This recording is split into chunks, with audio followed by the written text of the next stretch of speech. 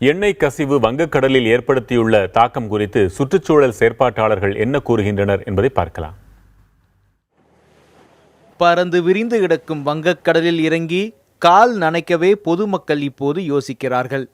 மக்களே இப்படி என்றால் கடல்வாழ் உயிரினங்கள் எதிர்கொண்டு வரும் சவால்களை நினைத்து கூட பார்க்க முடியவில்லை.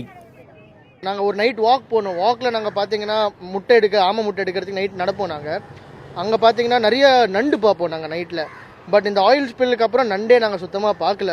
ஒரு 2 நண்டு தான் பார்த்தோம், அதுவும் ஃபுல்லாக ஆயில் இருந்துச்சு அது மேலே. ஸோ நண்டே நம்ம ரொம்ப காமனாக பார்க்குற ஒரு இது, அதுக்கே அவ்வளோ பாதிப்பு இருக்குன்னா நிறைய மைக்ரோ ஆர்கானிசம்ஸ் இருக்கும், அதே மாதிரி நிறைய ஃபிஷ் இருக்கும் ஷோர் கிட்ட, அதெல்லாம் கண்டிப்பாக பாதிக்கப்படும்.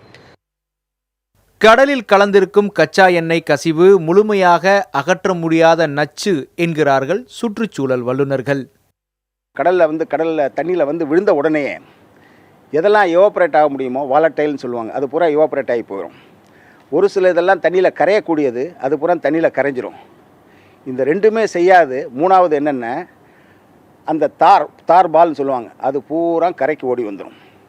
இதில் கரையக்கூடிய ஆயில்னால் என்ன ஆகும்னா அந்த பாக்டீரியா முழுக்க அதை குறைச்சிரும், கடல் தண்ணியில் இருக்காது. அந்த தாருங்கிறது கடற்கரை ஓரத்தில் இருக்கிறது, அது மாசக்கணக்காக இருக்கும். சென்னை கடல் பகுதியில் எண்ணெய் கசிவால் ஏற்பட்டுள்ள சுற்றுச்சூழல் பாதிப்பு குறித்து ஆய்வு செய்ய சிறப்பு குழுவை அரசுகள் அமைக்க வேண்டும் என்பதே நிபுணர்களின் வேண்டுகோளாக உள்ளது. புதிய தலைமுறைக்காக செய்தியாளர்கள் முகிலன் மற்றும் விவேக்.